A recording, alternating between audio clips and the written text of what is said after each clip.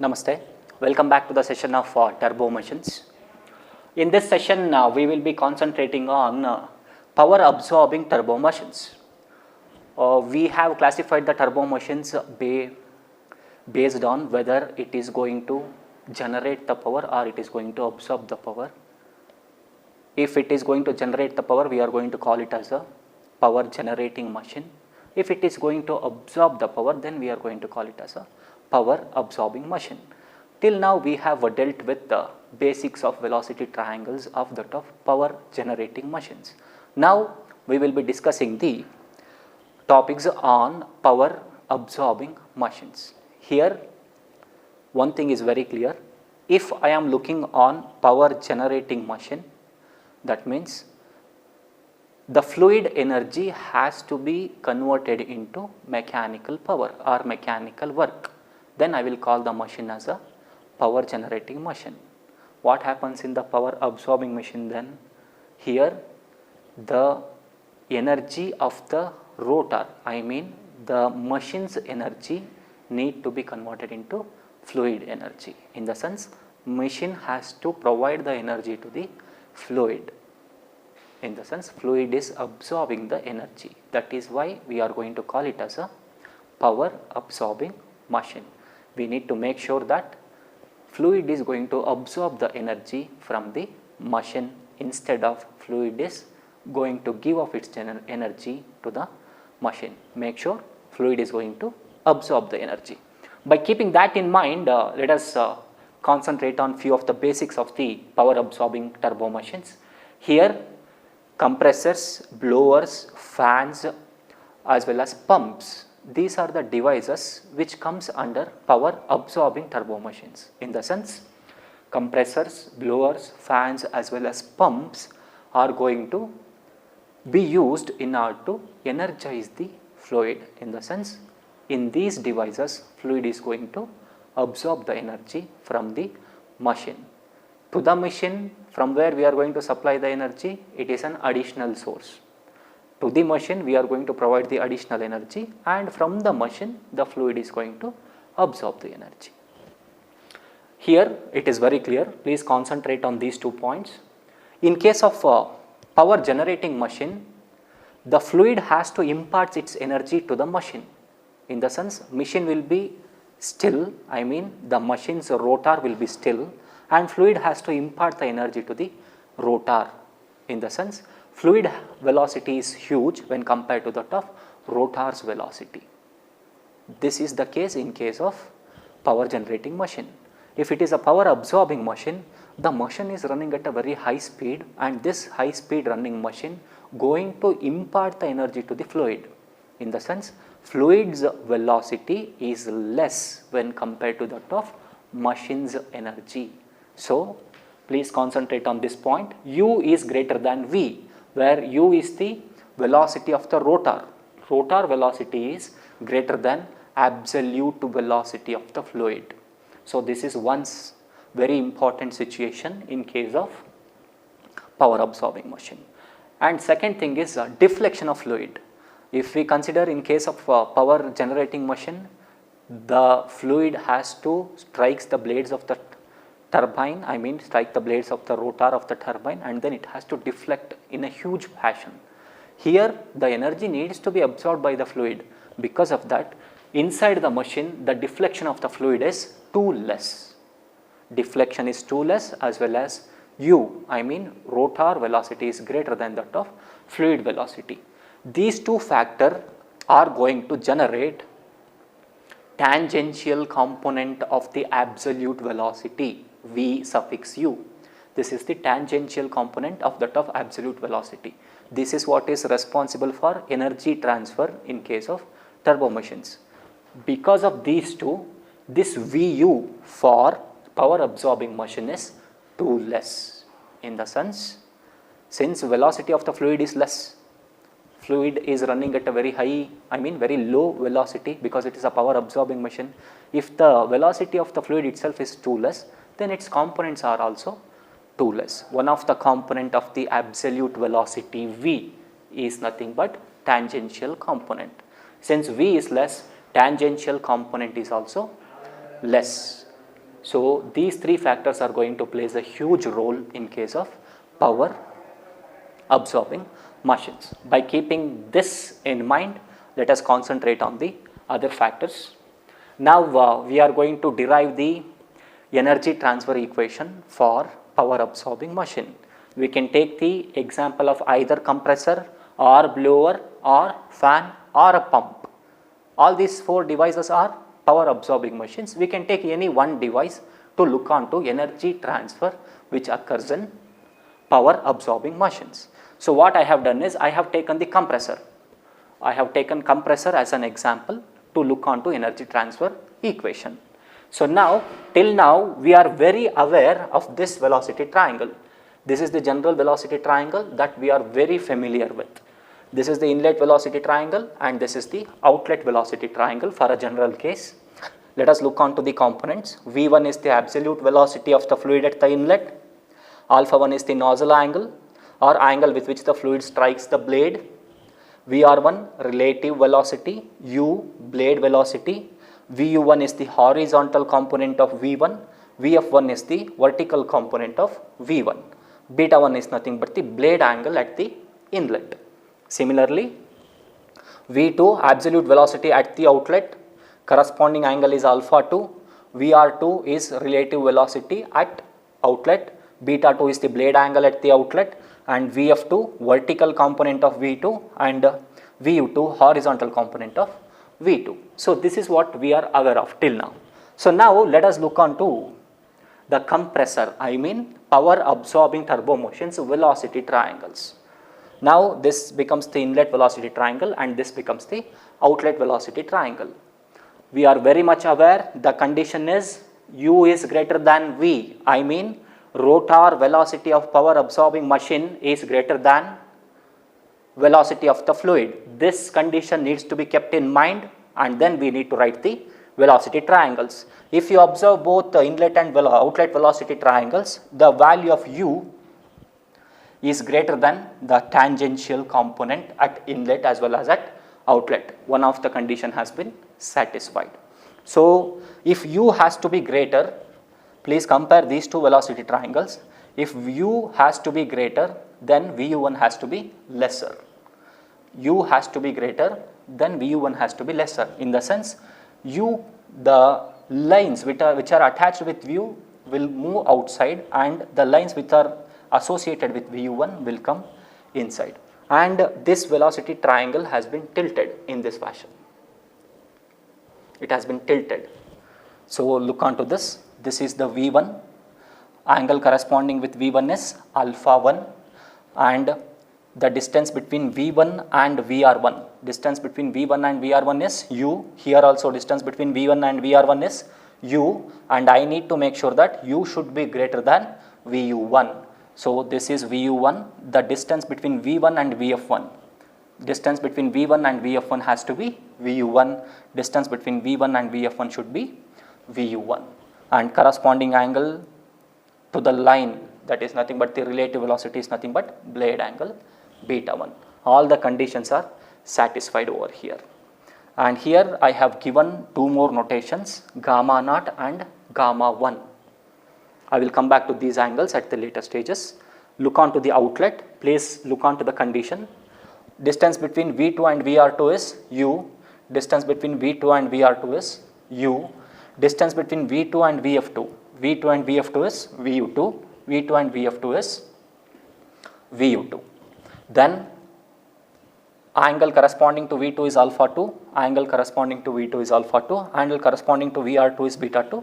Angle corresponding to VR2 is beta 2. Whatever the base I have understood, I have followed the same procedure over here, but only condition is I have tilted the velocity triangles for the ease purpose. At the time of derivation, this makes little bit of easier in the steps what we are going to derive.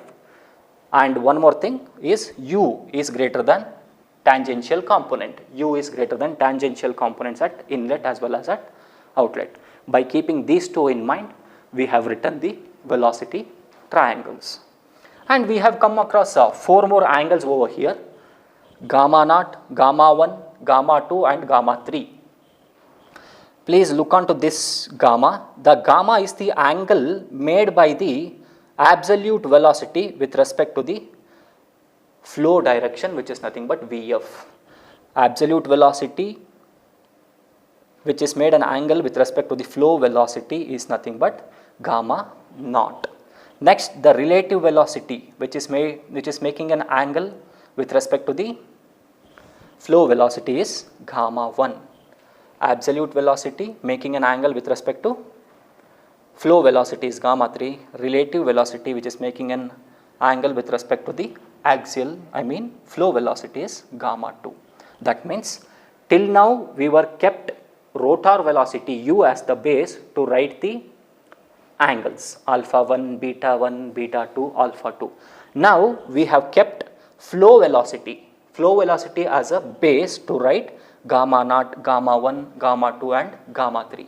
Wherever I come across gamma, the angle gamma naught, gamma 1, gamma 2, gamma 3, this needs to be in your mind that we are writing these angles with respect to the flow direction. These are the angles made by the velocity, absolute velocity as well as relative velocity with respect to the flow direction, which is nothing but either axial or radial direction. Now we are dealing with axial flow power absorbing machine, in the sense the flow is axial. The fluid is moving axially, parallel to the axis of the turbo machine. Then only I can call the machine as a axial flow turbo machine. So now we are dealing with axial flow compressor. The device is axial flow compressors, one stage. We have written the diagram for one stage. We may come across multiple stages, but we have written the sketch for a single stage. Now it is very clear. We have the alpha 1, alpha 2, beta 1, beta 2 along with that gammas. So all these things are related to the velocity triangle. So now let us move on to the derivation part. Our aim is to look onto the energy transfer in power absorbing turbo machine, especially axial flow power absorbing turbo machine. Please look onto the equation. Energy equation or enthalpy change per kg of fluid is, in the sense, energy equation of the turbo machine we have already derived, which is nothing but Euler's equation, or we can call it as the enthalpy change. Overall enthalpy change in a stage of a turbo machine is given by delta H naught. This delta H naught is nothing but the energy transfer, which is nothing but the E, what we have called as E while deriving the Euler's equation. So E is equal to delta H naught enthalpy change, which is nothing but U2 VU2 minus U1 VU1. Why is like this? U2 VU2 minus U1 VU1. In case of power generating machine, it was U1 VU1 minus U2 VU2. Here it is very clear, we are increasing the velocity of the fluid. That is why we are calling it as a power absorbing machine, in the sense while leaving the machine, the fluid will be leaving the machine at higher velocities. That means absolute velocity is one of the component, which is nothing but tangential velocity component at the outlet, which is nothing but VU2 is greater than tangential velocity of the fluid at the inlet, which is nothing but VU1. This equation is like this because VU2 is greater than VU1. So that is why equation has been reversed. And then we know we are dealing with axial flow machine. In case of axial flow machine, we will not have different blade velocities. Blade velocity at inlet as well as blade velocity at outlet are same. So delta H naught is equal to U2 is equal to U1. So because of that, I have taken the common U times of VU2 minus VU1. I have called this equation as equation number 1. This is the base equation for energy transfer in case of power absorbing machine. Next, from inlet velocity triangle. Why we are further proceeding? Because we are trying to replace the terms VU2 and VU1. VU2 is nothing but the tangential component of absolute velocity at the outlet. VU1 is nothing but the tangential component of absolute velocity at inlet. Now from inlet velocity triangle, please concentrate this triangle. I can name this velocity triangle. I hope this is O, A, B, C. So from inlet velocity triangle, U is AB plus BC. This entire U is AB plus BC. That is what written over here.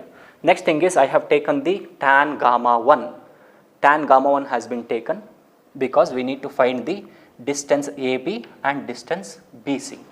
We are aware of this distance OB, which is nothing but VF1. So tan gamma 1 is nothing but opposite by adjacent. Opposite is AB, adjacent is OB. AB divided by OB. In the similar fashion, at the outlet, tan gamma 2 or at this portion, tan gamma naught is nothing but BC divided by OB. Tan gamma naught is opposite is BC divided by OB. That is what been written over here. Next thing is AB. We have solved this equation for AB. AB is nothing but OB times of tan gamma 1 and BC is nothing but OB times of tan gamma 2. That is what been written over here. AB is OB tan gamma 1, BC is OB tan gamma naught. OB is what? OB is nothing but VF1. Here we need to name this also PQRS. So here OB is nothing but VF1. For this kind of turbines we have this VF1 is equal to VF2 since it is an axial flow turbine. Since the flow is axial, this can also be called as VA1, which is equal to VA2. All these terms are same. So that means what? We are aware of OB, which is nothing but VF1. OB is nothing but VF1 over here. BC is OB VF1 tan gamma naught. And AB, this is nothing but VA1 times of tan gamma 1. OB is this much, so VA1 times of tan gamma 1. I mean OB has been replaced by VA1 in either equations. Here we are very aware VA1 is equal to VA2, which is equal to VF1, which is equal to VF2. So here VF1 and VA1 stands for same. So that is what is from this triangle. Next, please substitute AB and BC into the equation. Here AB and BC we were in search of, we are aware of AB and BC. Please substitute the values of AB and BC into this equation. AB is nothing but VA1, which is nothing but VF1. VF1 times of tan gamma 1 plus VF1 times of tan gamma 2. I mean tan gamma naught. So we know VF1 is equal to VF2, which is equal to VA1, which is equal to VA2. Because of that I have taken VF as common.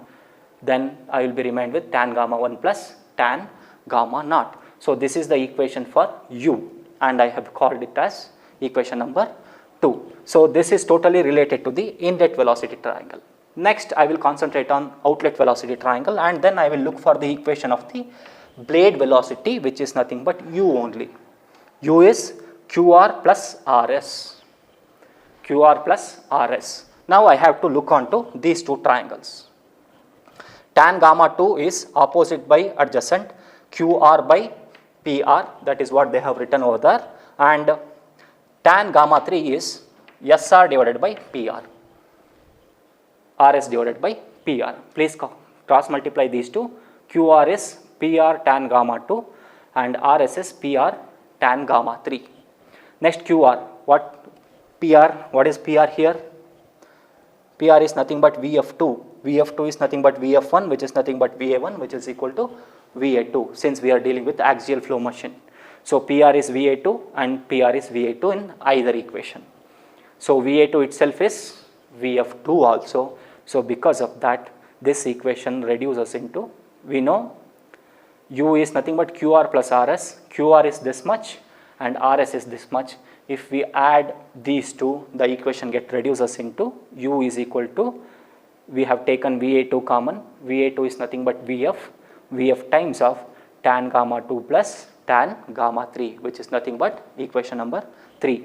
If you look on to equation number 2 and 3, both are very similar, wherein VF has been taken common and both the terms are nothing but the angles made by the absolute velocity as well as relative velocity addition.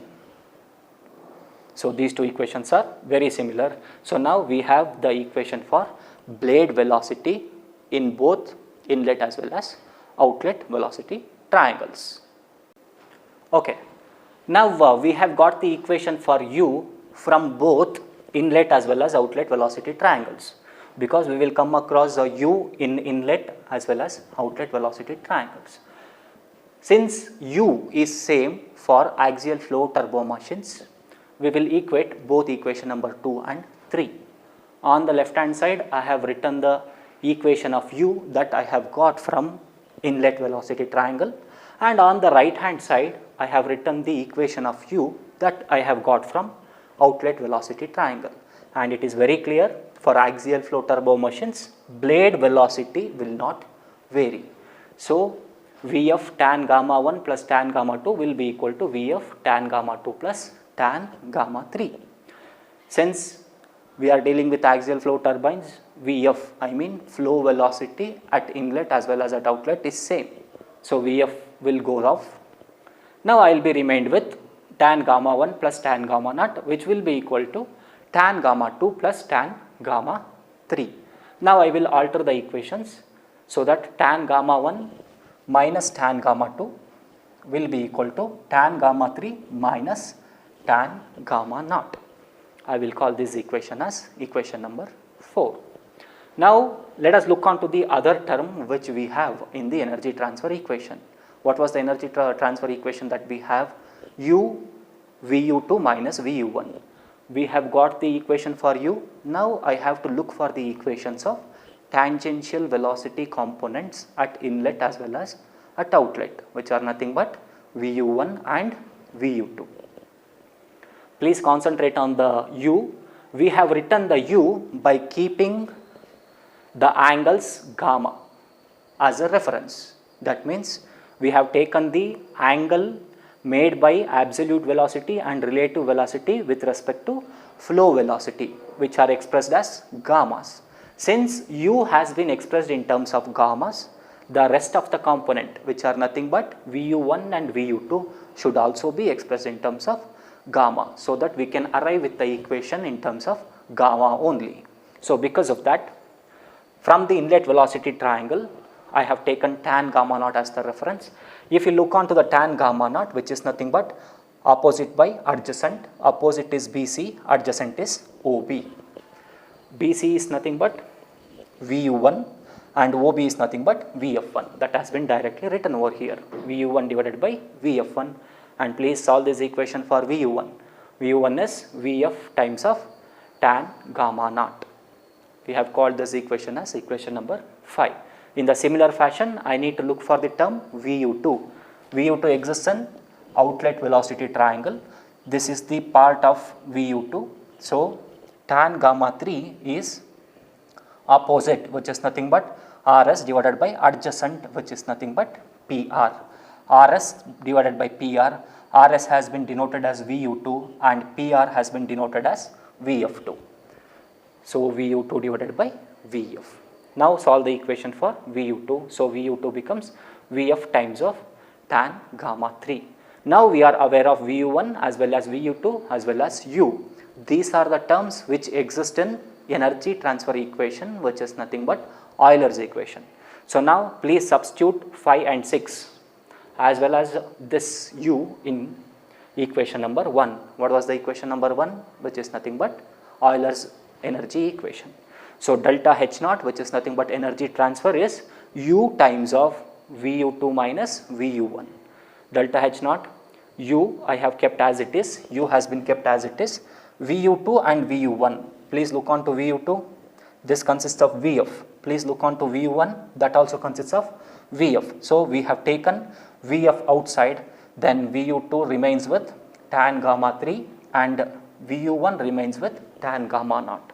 So u Vf tan gamma 3 minus tan gamma naught is the equation. And we have written this equation also, tan gamma 3 minus tan gamma naught. Please look on to equation number 4. Tan gamma 3 minus tan gamma naught can also be written as tan gamma 1 minus tan gamma 2.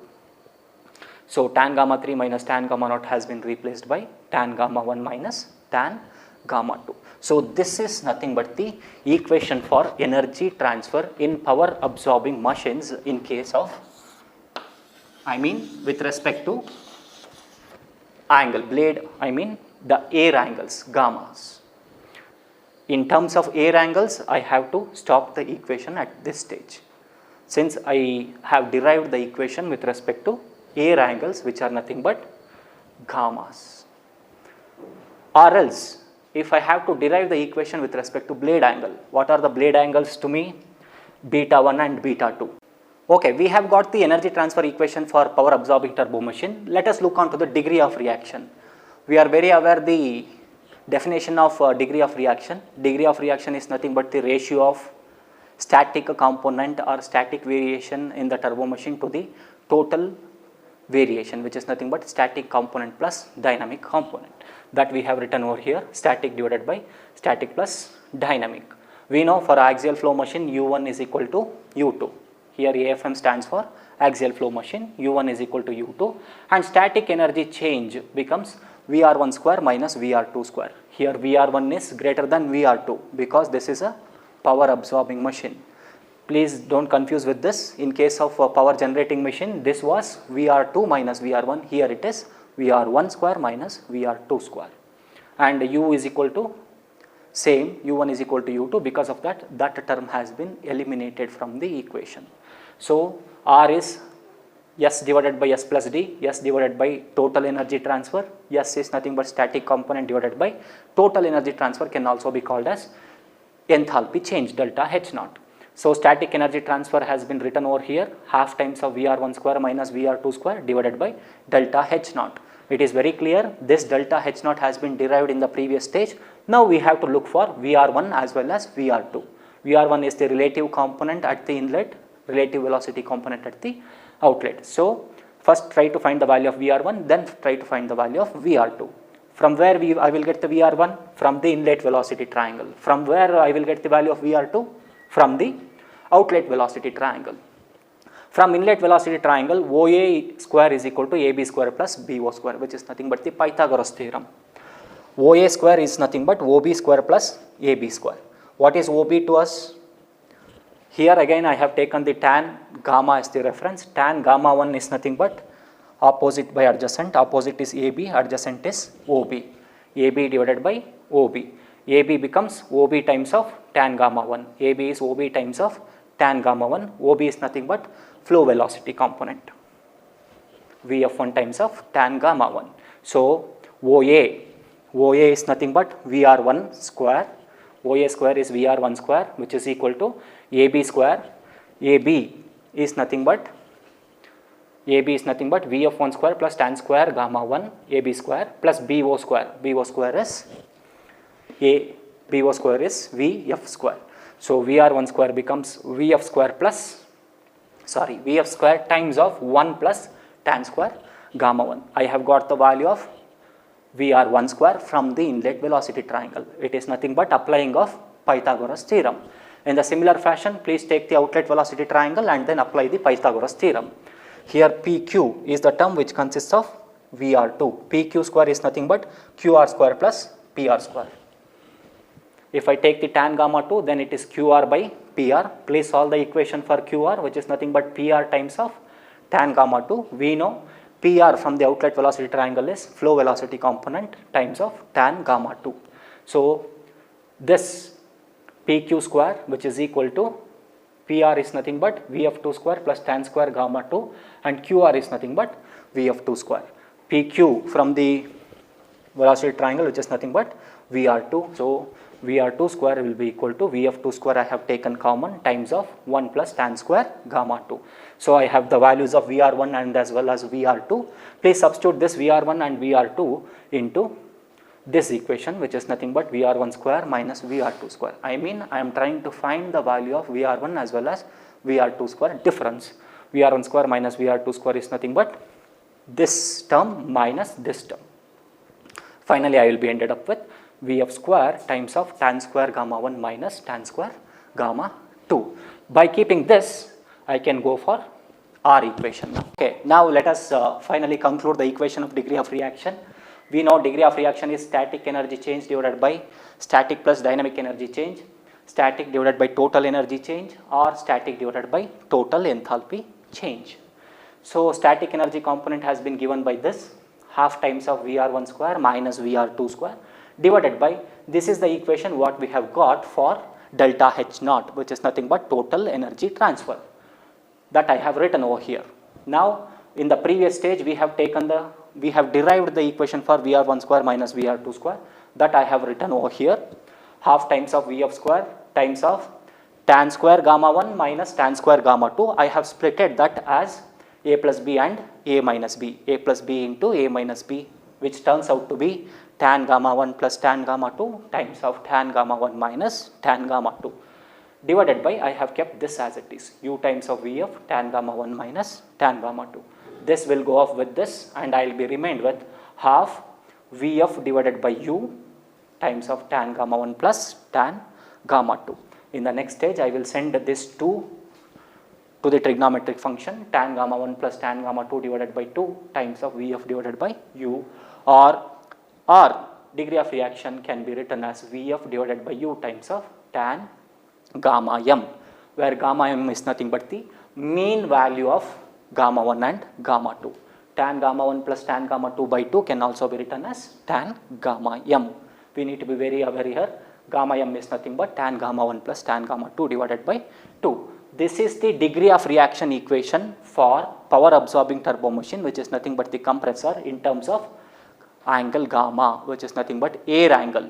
If you want the degree of reaction in terms of blade angles, what are those blade angles? Beta 1 as well as beta 2. Then we are very aware, tan gamma 1 is nothing but 1 by tan beta 1 and tan gamma 2 is nothing but 1 by tan beta 2. From the previous discussion we have got this. Upon substitution of these two into this equation in place of tan gamma 1 and tan gamma 2, I will be ended up with the equation R is equal to Vf divided by 2 times of u tan beta 1 plus tan beta 2 divided by tan beta 1 plus into tan beta 2. This has to be into tan beta 1 into tan beta 2. So now we have got the equation of degree of reaction in terms of air angles, equation of degree of reaction in terms of blade angles. So now the conclusion is, we have derived the equation of energy transfer for power absorbing machine, which is nothing but the compressor, in terms of air angles gammas or in terms of blade angles betas. And we have derived the degree of reaction equation for the same machine, which is nothing but axial flow power absorbing machine compressor, in terms of gamma, which is nothing but air angle, as well as in terms of blade angles. So we have derived 4 different terms: energy transfer in terms of 2 different angles, degree of reaction in terms of 2 different angles. We need to be very careful while answering the question. If the question is based on air angle, then we need to derive the equation for gammas. If the question is based on blade angles, then we need to derive the equation for betas.